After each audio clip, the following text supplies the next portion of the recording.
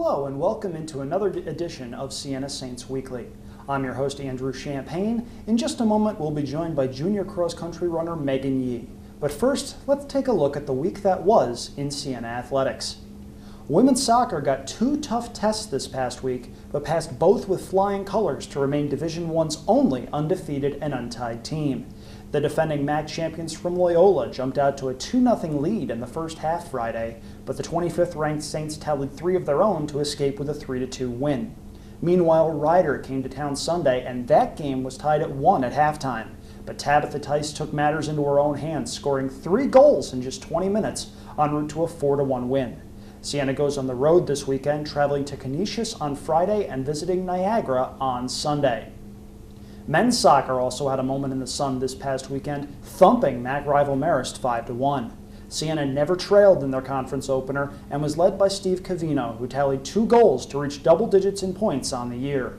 Much like the women, the men are on the road this week, going to Fairfield on Friday and going to Iona on Sunday. Going to volleyball, Siena suffered 2 rough losses this week, dropping 3-1 decisions to both Manhattan and Marist.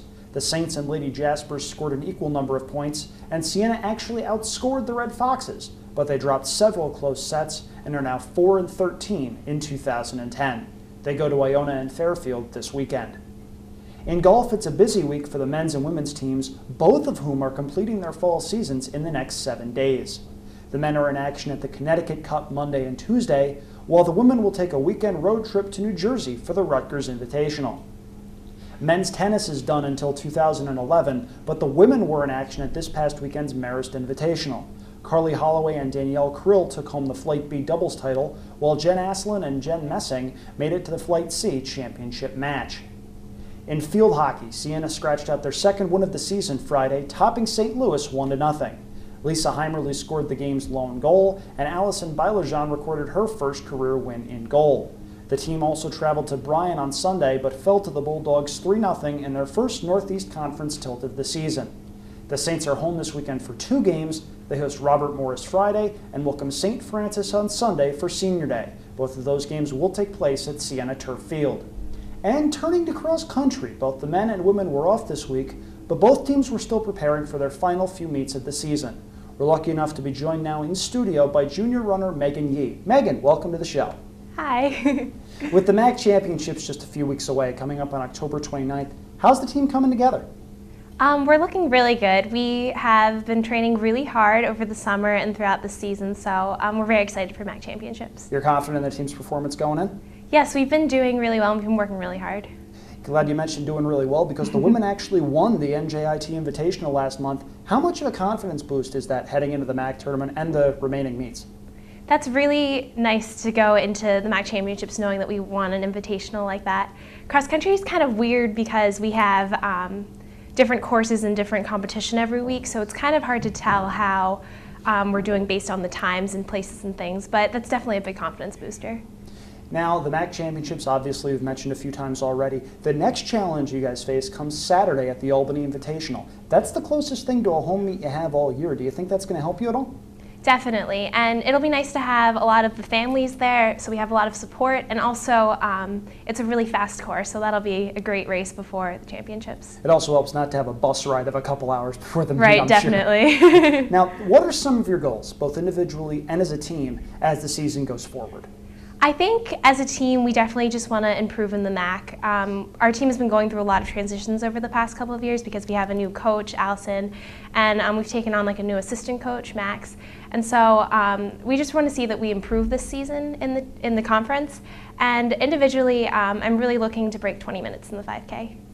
You know, you mentioned a new coach, a new assistant. What kind of challenges have there been in this kind of a transition period as you guys go and adjust to a new regimen, a new coach, new coaching staff? Mm-hmm. I think every coach has their own coaching style, so just the different ways the coaches approach coaching, I guess. Allison has been really big on conditioning and cross-training and different things like that, so just adjusting to new workouts and things like that. Now, off the course now, we understand you've got some very interesting plans after your graduation from Siena in 2012. Tell us a little bit about what you're going to be doing. Well, I'm in the Albany Medical College program, so I spent 4 years at Siena in undergrad, and then I have automatic acceptance to Albany Medical College right afterwards. So I'm going to be in the area for a couple more years. But I'm really interested in going into maybe like pediatric sports medicine or something like that in the future. That's fantastic. What made you so interested in the field? I guess it's just, I feel like it's a good mix of everything I like. Like I'm really into running, and I'm also really into like volunteering and helping people, and I really like biology. So it kind of just combines like everything I like into one thing. So that's what I'm looking forward to in the That's future. what everybody aims to do, to make a living doing something they love to do. Now it's time for quite possibly the most intense part of Siena Saints Weekly, the lightning round. Your favorite movie? My favorite movie? Okay, I'm gonna say High School Musical. Why High School Musical?